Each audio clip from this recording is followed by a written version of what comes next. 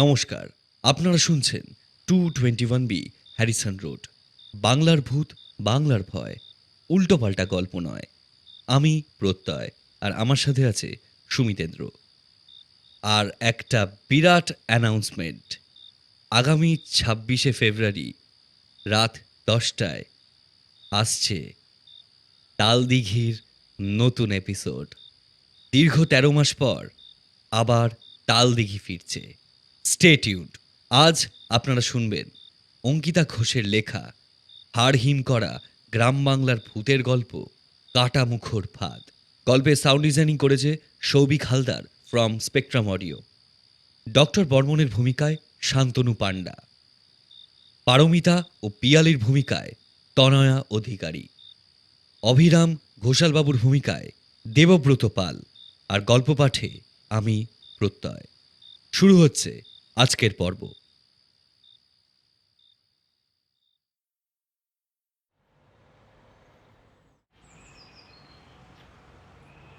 Doctor Kartik Barman একজন নামকরা cosmetic plastic surgeon. Kolkata থেকে তার নাম ছড়িয়ে পড়েছে সারা বিশ্বে। তার হাতের কাজ এতই নিখুঁত, সূক্ষ্ম ও সুন্দর যে বড় বড় নায়ক নায়িকা থেকে শুরু করে দেশের শিল্পপতিরাও প্লাস্টিক সার্জারির জন্য আজকাল তার কাছেই আসেন। ভদ্রলোক বছরে কেবল একবার ছুটি নেন, যেমন এখন একটা বড় মস্ত সার্জারির পর কয়েকদিনের ছুটি নিয়েছেন তিনি, এবং তিনি ঠিক করেছেন এই ছুটিতে তিনি কোথাও ঘুরতে যাবেন না, বাড়িতে বসেই লেখালেখির কাজ করবেন। ডাক্তারবাবু অকৃতদার, সঙ্গী বলতে তার অ্যাসিস্ট্যান্ট পারমিতা এবং তার রাত দিনের কাজের লোক অভিরাম। রোজ সকালের মতো আজও তিনি বৈঠকে বসে মেডিকেল জার্নাল পড়ছিলেন। এমন সময় অভিরাম এক কাপ চা নিয়ে বৈঠকে প্রবেশ করল, আর চোখে ঘড়ির দিকে তাকালেন ডাক্তারবাবু। অভিরাম চায়ের কাপটা ডাক্তারবাবুর সামনে টেবিলে রাখতেই তিনি বললেন, কটা বাজে? অভিরাম ঘড়ির দিকে তাকিয়ে বলল, 7টা বাজে বাবু। আবার বাবু? তোকে কতবার বলেছি অভিরাম, আমাকে সাহেব বলবি। অভিরাম চমকে উঠে বলল, 7টা বাজে সাহেব। ঠিক করে দেখ কটা বাজে। অভিরাম ঘড়ির দিকে তাকিয়ে আটকে আটকে বলল, আগে 7টা বেজে 2 মিনিট হয়েছে। আচ্ছা, সকালে আমি কটায় চা খাই? 7টার সময়। ক্ষীণ স্বরে উত্তর দিল অভিরাম। তাহলে আজ দেরি হলো কেন? অভিরাম বেচারি মাথা নিচু করে রইল। ডাক্তারবাবু চায়ের কাপটা প্লেট থেকে তুলে নিয়ে ভালো করে দেখে বললেন, একি, এই সাদা কাপ প্লেটে চায়ের হালকা দাগ লেগে আছে কেন? ঠিক করে ধুয়ে নিসনি? অভিরাম কপালের ঘাম মুছতে মুছতে বলল, বিশ্বাস করেন সাহেব, আমি অনেক চেষ্টা করে ওই দাগ তুলতে পারিনি। কাপলেটটা পুরনো হয়ে গেছে তো, ওই তাই বলেই হয়তো। ঠিকই বলেছিস, পুরনো হয়ে গেছে। নিজের জমকালো ব্যারক চেয়ার ছেড়ে কাপ প্লেটটা হাতে নিয়ে ডাক্তারবাবু এগিয়ে গেলেন বারান্দার দিকে। তারপর কাপ প্লেটটা শূন্যে তুলে ধরে নিচে ফেলে দিলেন। চুরমার করে ভেঙে গেল ডাক্তারবাবুর ৩,৫০০ টাকা দিয়ে কেনা শখের কাপ প্লেট। ডাক্তারবাবু পকেট থেকে দামি ব্র্যান্ডের একটা সিগারেট বের করে মুখে দিয়ে বললেন, ভুল, ত্রুটি আর খুঁত, এই 3টি শব্দ আমার অভিধানেই নেই। এই 3টি বিষয়কে যদি সঠিক না করা যায় তাহলে ধ্বংস করে দিতে হয়, বুঝলি? অভিরাম ঠায় চুপ করে দাঁড়িয়ে রইল। ডাক্তারবাবু হেসে বললেন, জায়গাটা পরিষ্কার করে দে। অভিরাম বলল, সাহেব, একটা কথা আছে। কোনো ছুটি পাবি না, সেটা আগে থেকেই বলে দিচ্ছি। না না সাহেব, ছুটি না, ডাক্তার দিদিমণি এসেছেন। ডাক্তারবাবু আরও একবার ঘড়িতে সময় দেখে ভ্রু কুঁচকে বললেন, পারমিতা? পারমিতা এসেছে এখন? তারপর কিছুটা বিরক্ত হয়ে বললেন, চলে যখন এসেছে পাঠিয়ে দে। অভিরাম চলে গেল। কিছুক্ষণ পর পারমিতা এসে বলল,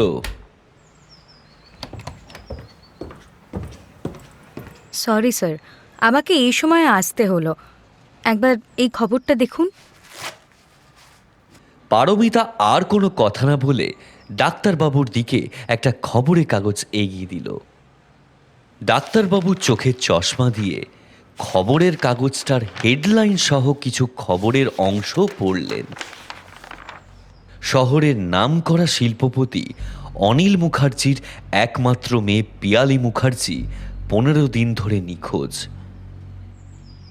তিনি কাউকে কিছু না বলেই 7 দিনের জন্য কোথাও গিয়েছিলেন, কিন্তু 7 দিন পরও যখন তিনি ফিরে আসলেন না, তখন তাকে খোঁজাখুঁজি শুরু হলো।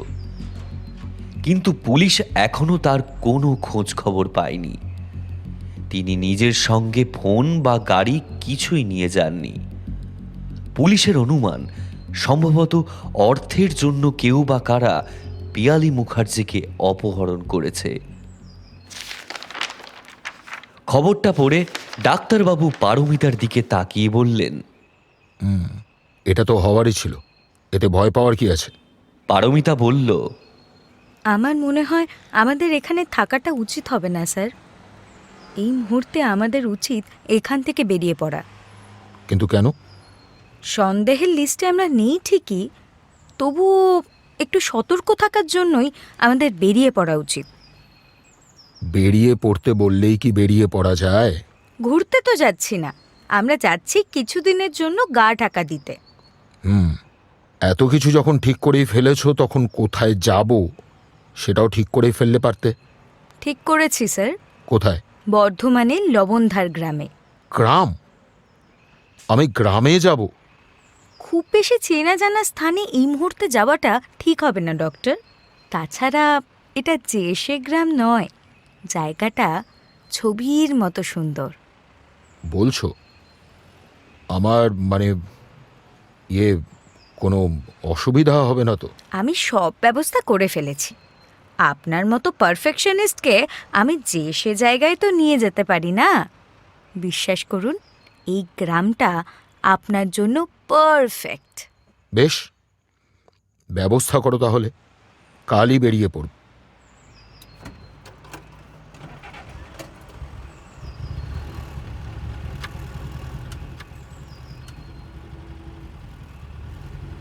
শনিবার সকাল সকাল গাড়ি নিয়ে বেরিয়ে পড়েছেন ডাক্তার কার্তিক বর্মন ও তার অ্যাসিস্ট্যান্ট ডাক্তার পারমিতা।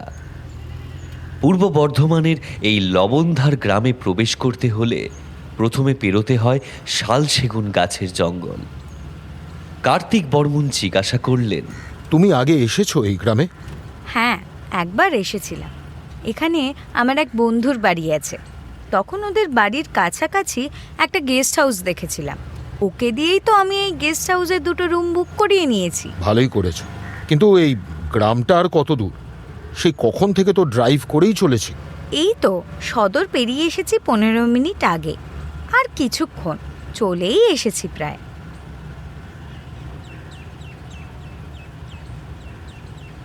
আধ ঘন্টা পর গ্রামে প্রবেশ করল ডাক্তার বর্মনের গাড়ি। গ্রামটার নৈসর্গিক পরিবেশে মুগ্ধ হয়ে ডাক্তারবাবু নিজের অজান্তেই বলে উঠলেন, এ কোথায় এলাম পারমিতা? কলকাতার এত কাছে এরকম সুন্দর গ্রামও আছে, একেবারে পারফেক্ট তো। এই গ্রামের অপর নাম আলপনা গ্রাম। জলজ্যান্ত ক্যানভাসের মতো এই গ্রামটিকে সাজানো হয়েছে ছবি দিয়ে। এই গ্রামের প্রত্যেক বাড়ির গায়ে রয়েছে রং বেরঙের আলপনা। কোনো সাধারণ আলপনা নয়, আলপনার মাধ্যমে গ্রামের প্রত্যেক বাড়ির গায়ে অঙ্কিত হয়েছে আমাদের রামায়ণ, মহাভারত, পুরাণ আর ইতিহাসের নানান কাহিনী।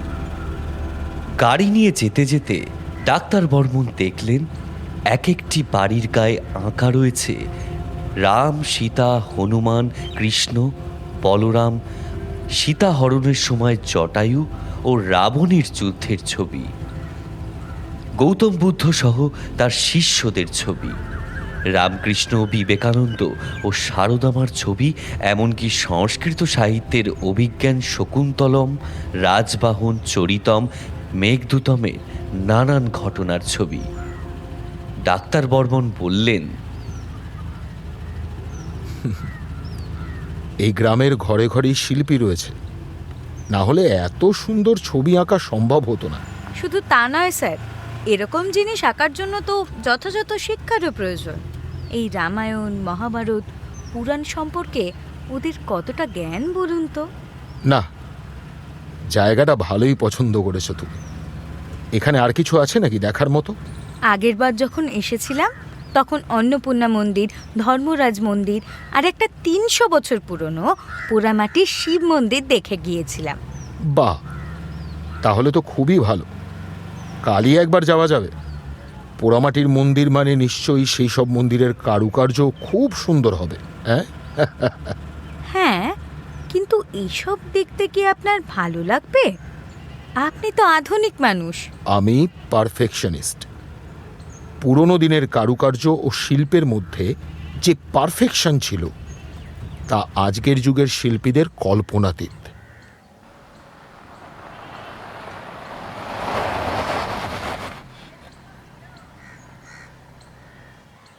গাড়ি পার্ক করে সুদামা গেস্ট হাউসে ঢুকতেই ডাক্তার বর্মনের উল্লসিত মুখ বেজার হয়ে গেল।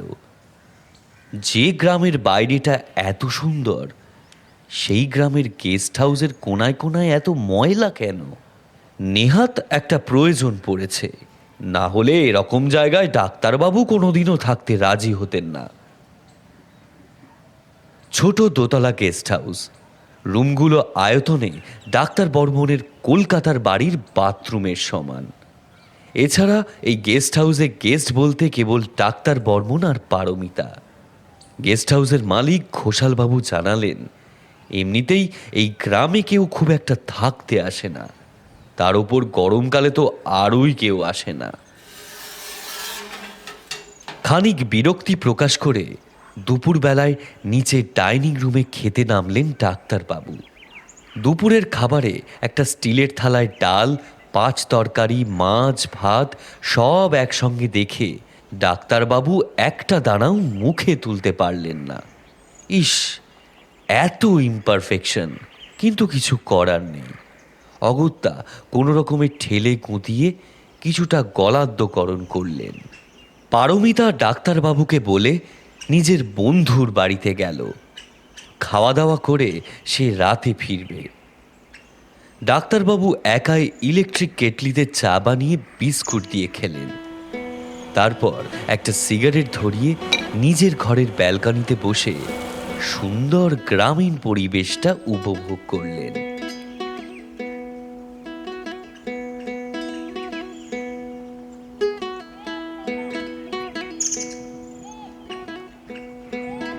সূর্য অস্ত গেল ছুপ করে। সন্ধ্যা নামার সঙ্গে সঙ্গেই ঠান্ডা হাওয়া বইতে শুরু করলো ঈশান কোণ থেকে। তারপরেই উঠল ধুলো ঝড়। কিছুক্ষণ পরেই দেখতে দেখতে শুরু হলো ঝিরিঝিরি বৃষ্টি।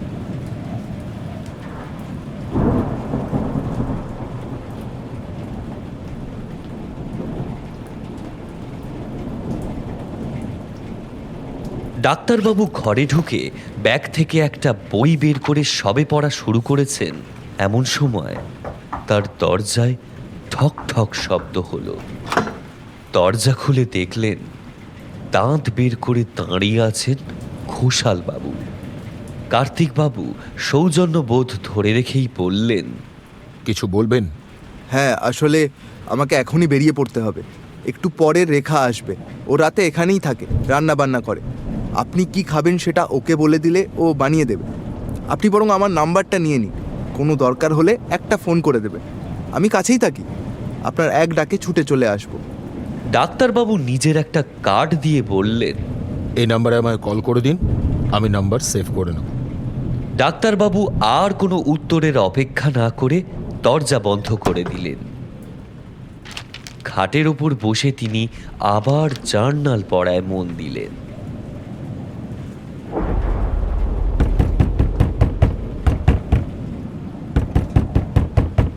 শুনছেন? দরজা খুলুন, শুনছেন? বই হাতে নিয়ে কখন যেন ঘুমিয়ে পড়েছিলেন ডাক্তার বর্মন। বাইরে অঝোরে বৃষ্টির সঙ্গে বজ্রপাতের শব্দ তার কানে আসেনি। এমনকি ঘরের আলো কখন নিভে গেছে সেটাও তিনি জানেন না। ঝড় বৃষ্টির জন্যই লোডশেডিং হয়েছে নিশ্চয়ই। ধর্মর করে উঠে বসে চট করে বালিশের পাশে রাখা টর্চ জ্বালিয়ে ঘড়িতে সময় দেখলেন। রাত 8টা বাজে। এতক্ষণ ধরে ঘুমোচ্ছিলেন তিনি। শুনছেন? দরজাটা খুলুন। আবারও সেই ডাক। কোন মহিলা এত রাতে তাকে ডাকছে? এই কণ্ঠস্বর তো পারমিতার নয়, তবে কে? ডাক্তারবাবু দরজা খুলে দেখলেন বাইরে একটি বেঁটে খাটো মলিন শাড়ি পরা মেয়ে। এক গলা ঘোমটা দিয়ে রেখেছে সে। ডাক্তারবাবু জিজ্ঞাসা করলেন, কে তুমি? মেয়েটি ক্ষীণ স্বরে বলল, রেখা। ও হ্যাঁ হ্যাঁ, ঘোষালবাবু বলছিলেন বটে। আচ্ছা, তুমি কি কি রাঁধতে জানো? আপনি কি খাবেন বলুন? যা ইচ্ছে বানিয়ে আনো।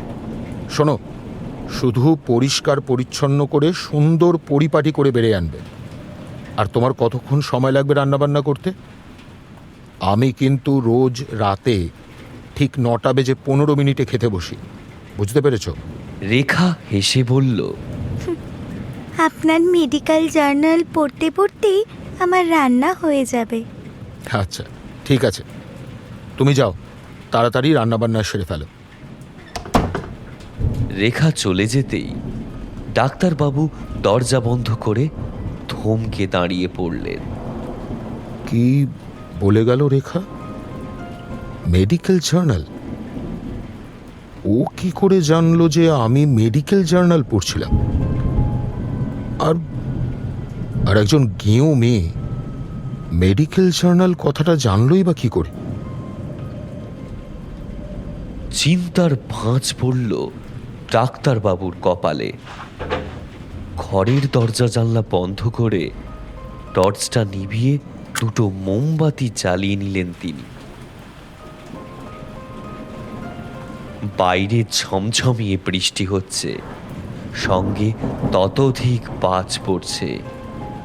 তিনি পারমিতাকে ফোন করলেন।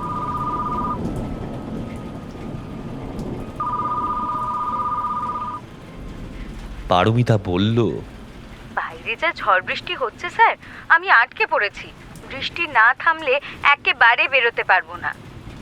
আর আজ রাতে বৃষ্টি না কমলে আমি কাল পৌঁছে যাব সকাল সকাল। আপনি নিজের খেয়াল রাখবেন স্যার। অগত্যা ডাক্তারবাবু ফোনটা রেখে একটা দীর্ঘশ্বাস ফেলে চোখ বুজে একটু শুলেন। রাত 9টায় তার ঘরের দরজায় ঠক ঠক শব্দ হলো। ডাক্তারবাবু দরজা খুলে দেখলেন রেখা খাবার নিয়ে এসেছে। ডাক্তারবাবু দরজার সামনে থেকে সরে গেলেন।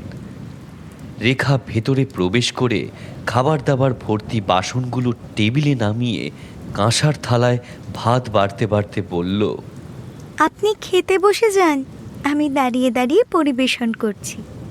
একসাথে দিলে থালাটা নোংরা হয়ে যাবে যে। কথাটা শুনে ডাক্তারবাবু ভারী খুশি হলেন। তিনি খেতে বসতেই রেখা অল্প অল্প করে কিছু বেড়ে দিতে লাগলো। ডাক্তারবাবু খেতে খেতে বললেন, বাহ, খুব ভালো। তবে কি জানো তো, খাবার দাবার যতই ভালো হোক, পরিষ্কার পরিচ্ছন্নতাটাই হলো আসল। রেখা হেসে বলল, আপনি যে পারফেকশনিস্ট সেটা আমি জানি। সব কিছুই আপনার পারফেক্টলি পারফেক্ট পছন্দ। এই কথাটা শুনে চমকে উঠলেন ডাক্তারবাবু। তিনি বললেন, তুমি এইসব মানে মানে তুমি কি? আপনাকে দেখেই চিনেছি। আপনি তো খুব বড় cosmetic plastic surgeon, Kartik Barman. আপনার ছবি আমি কতবার খবরের কাগজে দেখেছি। আপনার মতো মানুষ এই গ্রামে কি করছেন? ডাক্তারবাবু অবাক হয়ে বললেন, তুমি এত কিছুর মানে জানো? আপনারা গ্রামের মেয়ে দেখলে তাকে অশিক্ষিত ভাবেন কেন বলুন তো? আপনি তো নিজেই গ্রামের ছেলে ছিলেন, অথচ আজ দেখুন কত ক্ষমতা আপনার। ডাক্তারবাবু যে গ্রামের ছেলে সেটা তো তিনি কোনোদিনও কাউকে বলেননি। তবে এই মেয়েটি কি করে সেই খবর পেল? ডাক্তারবাবু উঠে দাঁড়িয়ে বললেন, এই এই তুমি কে বলো তো? হ্যাঁ, তোমায় কি পারমিতা পাঠিয়েছে নাকি আমার সঙ্গে ইয়ার্কি মারতে? নাকি নাকি তুমি নিজেই পারমিতা? এই ঘোমটা খোলো, ঘোমটা খোলো তো দেখি। ঘুমটা খুললে সহ্য করতে পারবেন তো মিস্টার পারফেকশনিস্ট? তিনি কিছু একটা বলতে যাচ্ছিলেন, এমন সময় তার পকেটে ফোনটা বেজে উঠল। Unknown number. ফোন তুলে কানে দিতেই ওপার থেকে ঘোষালবাবুর কণ্ঠস্বর ভেসে এলো। হ্যালো, মাফ করবেন স্যার, আসলে রেখা যে এরকমভাবে ডুবিয়ে দেবে বুঝতে পারিনি। এখন ফোন করে বলছে বৃষ্টির জন্য আটকে পড়েছে, তাই গেস্ট হাউস যেতে পারিনি। তবে আপনি চিন্তা করবেন না, আমি কাউকে পাঠাচ্ছি, আপনার খাবার নিয়ে মিনিট 15-র মধ্যেই পৌঁছে যাবে স্যার। হ্যালো হ্যালো স্যার, শুনতে পাচ্ছেন? হ্যালো স্যার, শুনতে পাচ্ছেন? ডাক্তারবাবুর হাত থেকে ফোনটা মাটিতে পড়ে গেল। ঝড়ের দাপটে ব্যালকনির দরজা হাট করে খুলে গেল। হাওয়ার দাপটে ঘরে জ্বলে থাকা মোমবাতি নিভে গেল। ডাক্তারবাবু ব্যস্ত হয়ে বললেন, এই এই কে তুমি? এই এই তুমি বলো, বলো তুমি কে? রেখার কোমল কণ্ঠস্বর এখন খ্যানখ্যানে ভয়ানক স্বরে রূপান্তরিত হলো। ছোটবেলার কথা মনে পড়ে আপনার? ছোটবেলা মানে? যখন খাতার একটা পাতায় কাটাকুটি হলে আপনি পুরো খাতাটাকে বাতিল করে দিতেন। যখন বছরের শেষ বই নোংরা হয়ে যায় বলে বাবাকে নতুন বই কিনে দিতে বলতেন। যখন ক্রিকেট ব্যাটের হাতল সামান্য ভেঙে যাওয়ার জন্য আপনি আপনার পুরনো ব্যাটটাকে ফেলে দিয়েছিলেন। বড় হয়ে যখন ক্ষমতাবান হলেন তখন আপনার বাবা মাকে ছেড়ে নিজে শহরে চলে এসেছিলেন, কারণ তারা আপনার স্ট্যাটাসের সঙ্গে পারফেক্টলি ম্যাচ করতে পারছিলেন না। যখন আপনার কাপ প্লেটে সামান্য চায়ের দাগ থাকলে আপনি সেই কাপ প্লেট ভেঙে ফেলে দিতেন। কিন্তু এই সব কিছুর মধ্যে আপনার সব থেকে ভয়ানক কাজটা কোনটা জানেন? যখন আপনি আপনার কাজ নিখুঁত করতে না পেরে একজন অসহায় মানুষকে খুন করলেন। কথা বলতে বলতে মেয়েটি ডাক্তারবাবুর দিকে এগিয়ে আসছিল। ডাক্তারবাবু নিজেকে বাঁচানোর জন্য পিছিয়ে যেতে যেতে ঘর থেকে বেরিয়ে গেলেন। শেষ পর্যন্ত ব্যালকনির রেলিংয়ে পিঠ ঠেকে গেল তার। বাইরে তখন পৃথিবী উত্তাল হয়ে উঠেছে। প্রচণ্ড বাজ পড়ার শব্দের সঙ্গে ঝমঝমিয়ে বৃষ্টি হচ্ছে। মেয়েটি নিজের মুখের ঘোমটা আস্তে আস্তে সরিয়ে ফেলল। বিদ্যুতের ঘন আলোতে ডাক্তারবাবু মেয়েটিকে চিনতে পারলেন। এই হলো শিল্পপতি অনিল মুখার্জির মেয়ে পিয়ালি মুখার্জি, যাকে এই 2 সপ্তাহ আগে ডাক্তারবাবু নিজেই।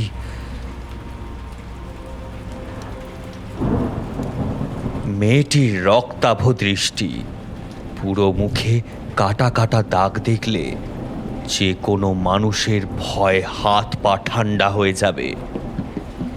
কেউ যেন তার মুখে নিজের ইচ্ছে মতো কাটাছেঁড়া করেছে।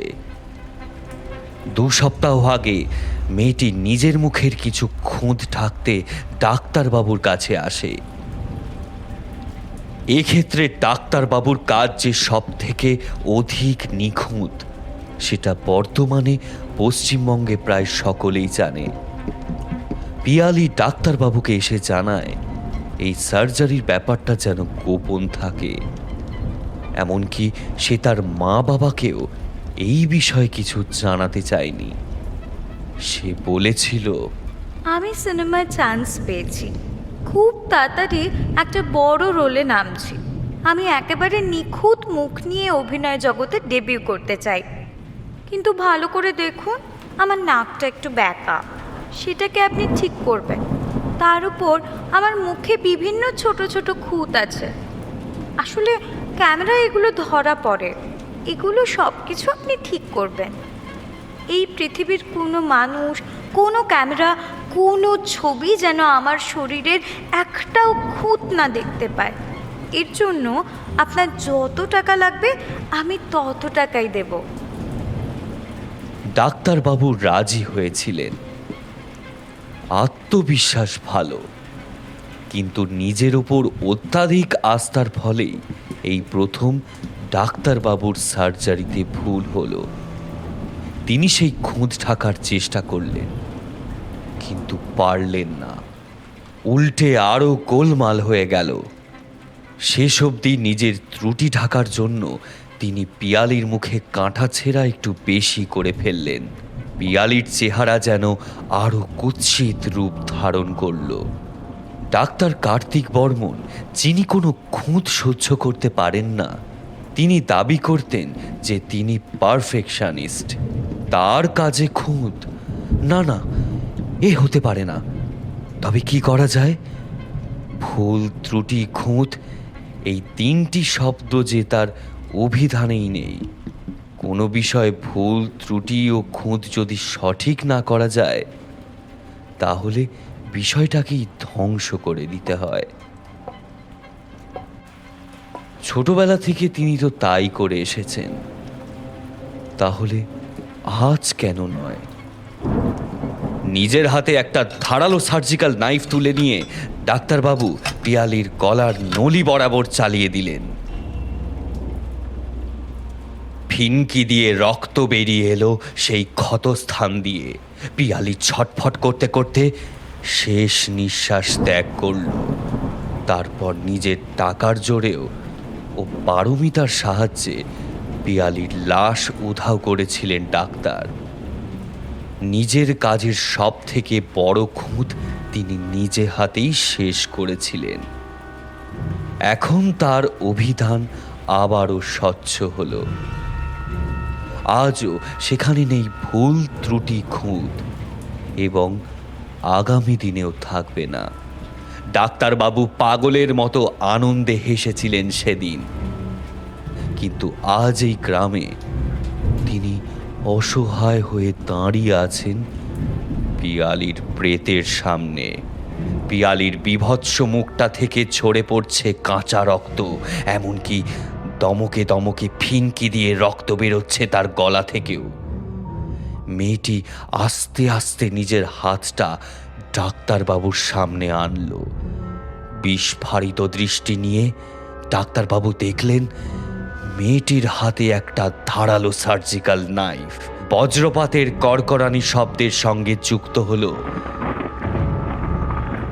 না না,